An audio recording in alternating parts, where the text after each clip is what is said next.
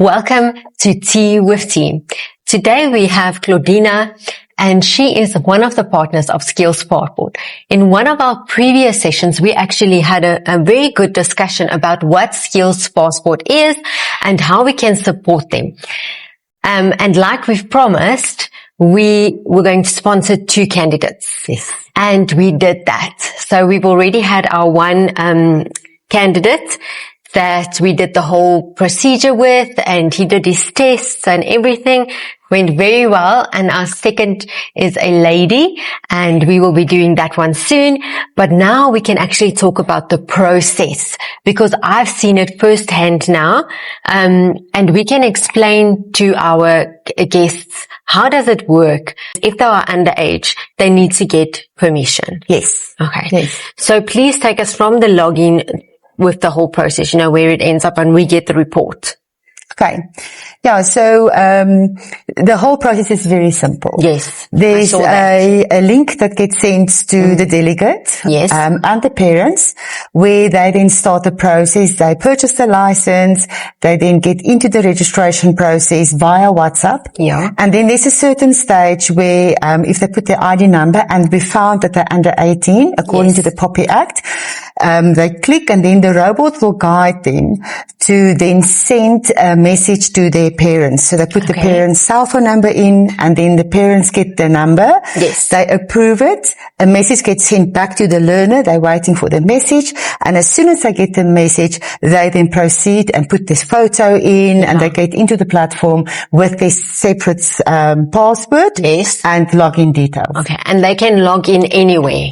Yes. And then once they've got that password and that login details, they have it for life. Okay. Yes. Yes. And does the system also update? Yes. All the updates that's happening, they have access to, but they just have to put their login in. It's like their unique fingerprint. Yes. So, that is so magnificent about the platform. So if you are on the platform in grade 7, and you want to carry on with grade 9 or grade 11 or even after school, you just use that same login details that's been sent to you originally. Yes. So now he's logged in. Yes. Or the candidate has logged in. Yes. What is the next step? As he log in, he immediately gets onto the assessment test. Okay. It's a 5-step test. Yes. Where we test their verbal skills. And the verbal skills is not what is on their reports or what they score at school. Yes. We measure them in terms of their verbal skills according to all the grades of his grade age. Let's say it's a grade 9 against all the grade 9s in South Africa, and to see how they score according to a benchmark. Yes. Then they go on to the numeracy. We do exactly the same. And then the non-verbal. And non-verbal is quite important because a lot of skills, if you can't do non-verbal, it's quite a challenge. And then after the non-verbal, they fill in a questionnaire to discover which is the 2 highest of the 6 personalities. Okay. And the reason why we test the personalities, that is the portion that tells you how happy and successful you're going to feel in the career. Because if you're a creator and I put you in an admin position, you're not going to flourish. Then you're not going to flourish, and they're going to be unhappy, and you're not going to be satisfied. And that's going to have a whole set of other problems. And then lastly, the 5th step is we put them into the world of work, where they get exposed to 10 career areas, 76 fields, and in each field we have about 780 total types of careers on the platform that they then can choose any 5 of that 760 careers. Wow. And I saw that. So, as the process went along, step 1, 2, 3, 4, 5, and it was very interesting because I could see in the candidate himself how informative he found this platform. And also afterwards, I could see there was like a shine on him. It was a boy.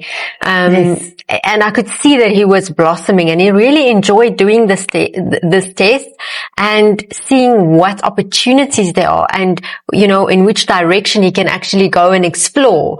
That was actually so nice to see. Yeah, I think that was great because he came with a preconceived idea. He did. Because he only knew about the 1 or 2 or 3 or 5 careers. The basics that usually all of us know about. Yes, and that's all he came in with. And at the end of the day, as he explored the different career areas, he realized that there's much more. Yes. And he suddenly his world opened up. And because we showed him that you can't steer away from the careers where your personalities doesn't fit. At least one of the personalities must have preference. Yes. And as he put it in, we saw that he eventually got the width of it, and he have looked for the personalities. Yes. And actually it opened quite a bit for him.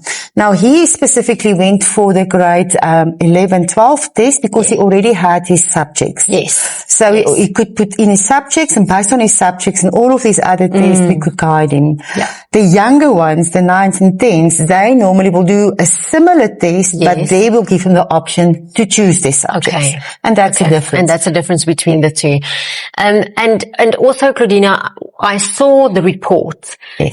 And there it also showed how many, is it accepted, with all the tests that he's done?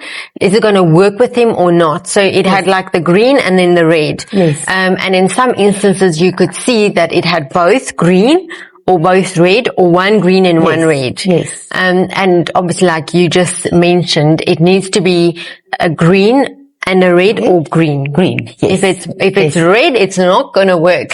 Yeah. And a lot of them don't like that because we have a lot of girls that have their heart on to becoming an air hostess. And they just want to become an air hostess.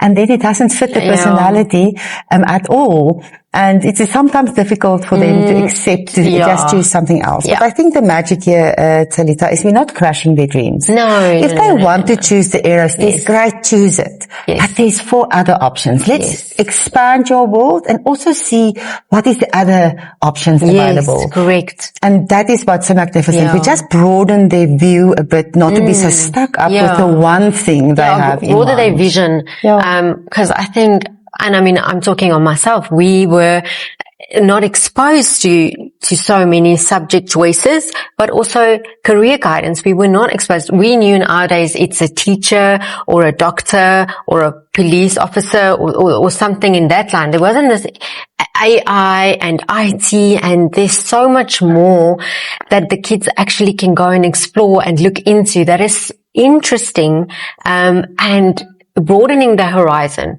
And that's what I love about Skills Passport, because it teaches you that. It opens up your world. Let me just share with you 1 or 2 interesting facts. Yes, please do. It's round about 1,500 careers that I can choose from currently in South Africa. And the average child can't even name 10. Correct. I couldn't even know. They can't. So if they can explore what it is. Then another fact is, at the moment, a lot of them is going to work in careers that doesn't exist yet. Yes. Now, I'm a little bit older than you. Okay. Just a little bit. But when I was still in grade 9, there was not even a computer or a cell phone. Yeah. So today, look at how we are using it. So we can't imagine the grade 9s, 10s, 11s and 12s of today. You never know. They can be like air hostesses on the way to Mars and back. Yeah, we're not going to know. It's not possible. Yeah, true. And so a lot of these learners that's making these life-changing choices now is going to be in careers that doesn't exist. Yeah. So the whole idea is if we can show them for a very young age to keep on exploring. Yes. And I think that is part of the platform success. The other statistic that I just want to share with you, there's only 30% of learners that gets career guidance. The rest of the 70% have no clue. Yeah. And that means that they end up in a university and they don't even complete their first year. Yeah. And they do not graduate. So it's actually such a reality that we don't want to look in the face. And let us be honest, our parents of today doesn't have the time to go into all of these intricacies of the career guidance. Correct. Our teachers doesn't have the time. No. But the platform is giving all of that knowledge. Yes. Because they can tap into it. They can look into the universities and the studies. They get into the expectations of the subjects they need to have, the qualifications for each university. And on top of it all is that we also show them how the type of career is going to get influenced by AI. Because I mean, that's the reality now. Yes. We have to think about AI. We have to think about it. Because that's the future. And that's also, you need to look, is AI going to take over this job? Yes. Or is a robot going to taking over this job, because that's also coming. That's coming. So you need to go into something that will give you longevity, and that can incorporate AI in a very clever manner. Yes. So this is what Skills Passport is doing, and what is so magnificent about it. Yes. And it also shows you which universities you can apply. Yes. And if there's no universities, it also shows you the colleges. Yeah. And what else? And then else. We have a lot of the vocational careers that unfortunately our young and our youth today doesn't want to be the electrician or the plumber the handyman, or the mechanical. But although those are the careers that is not going to the AI can't really be that plumber yet, if I can say that. But unfortunately, this is the type of careers that which I see as dung beetle careers. It's not for them. Which is sad. But that is also where the shortage is, especially in South Africa, is people with skills, technical skills. Technical skills, and that can really work with what we've got, and these are the best tools in the world, and nobody can take that away from you. AI cannot take that away from you. A robot cannot take that away from you. Yes, they can work with it, but it will never ever be the same as a human doing a plumbing job or an electrician's job. I would like to give one tip. Yes, please. A big tip that I always give in terms of these dung beetles. Yes. What I say to the young, I say to them, listen, go and become a plumber. Work with the best. Become a mechanic. Become an electrician. Yes, during the day you sort out. Plumbing is a crappy job. Just sort it out. But at night, enroll into an entrepreneur course. Or into a business course. Yes. Then while you're getting the skill set during the day, possibly not liking what you do, but get all the skill. At night, you start living your dream by becoming an entrepreneur. And not only an entrepreneur that's a survival entrepreneur that's only for you, but become an entrepreneur that can actually then start employing people to go and do that job because you can train them while you run your business. So if for a moment, just sit with the difficulty part, but have your dream and put the extra oil in. And that is my advice to them, to say, get out of the rut. I'm just going to be that. Be that, but be clever about it. Be clever about it. I heard a talk the other day, and they actually said that if you go work overseas, go and do it. Go and save your money there and get your money, but come back to South Africa and then do something with it. Be an entrepreneur. But don't just what you've learned and what you've grown up with. Don't take it for granted and don't forget it. So it's very true with what you are saying, Claudina. If you're in a workspace, go and do it, because you're always going to need money. Unfortunately, that's the reality. It's not going to fall in your lap unless you're married or with a billionaire, or if you inherit billions of money, which doesn't happen often. You need that bit of money. So go work, get that experience before you go and open up your own shop or job or business. Before you go open up your business, get that experience. Like we just said, if it's a plumbing and you go and become a plumber, go and get that experience, and then, you can pass it on and pay it forward to the next generation. But that is the future, is go and get experience and then open up your own company, because entrepreneurs is what South Africa is also short of. Yes, definitely. And another myth, like I said, it was Saturday I had a talk with 70 beautiful young women in making. You can't become a plumber even if you're a woman. There's no man or lady job. No, there's no more like that. No. And then it doesn't matter where you are. Every career that you are in teach you a different skill set that makes part of your whole picture. So it doesn't matter where you end up, but just end up somewhere. Just don't become part of the statistics of the youth unemployment. And also just to go back to, you have to get experience. Don't just jump into opening your own business. Yep. Because the school fees are expensive. Yeah, and you need that experience. You need a bit of knowledge to start your own business. Just to get the basics. I know there's some of the youth of today that just want to jump and they've got that energy, and great. It's great to have that energy. But go and get that experience. Yes. Because what sometimes happens, not in all cases, but you start this company and you think it's great, but you don't know how to run it. You don't know about marketing. You don't know about accounting. And those are the fundamentals of running a business. Yes. So go and get that knowledge first, even if it's a short course or you work at a place for 6 months.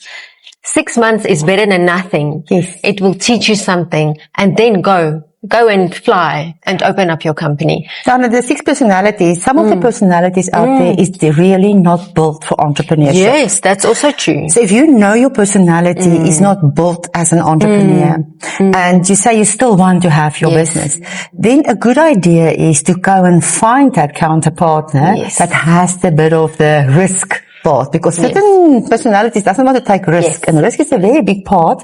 It is. But if you're only a risk taker and you never worry about the finances, that can be as detrimental. So if you are this entrepreneurial spirit and you're not tend to detail and admin, a good idea is to find balance. And I think we know our own businesses, you do need to know who and what to get as resources because of your own shortcomings. You do not have to have it all. No, you don't. And accommodate. There's nothing wrong to go and ask for help. No. There's nothing wrong with that.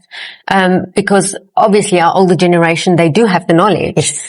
So it's worthwhile to go and shadow at a company that you might be interested in. Go and shadow and see if you're going to like it or not. Yes. And they will also help you and give you some insights of what to do, what not to do, what's good, what's not good. But Claudina, we're not only here to talk about just Skills Passport and the platform, but as a partner of Skills Passport, what does that mean?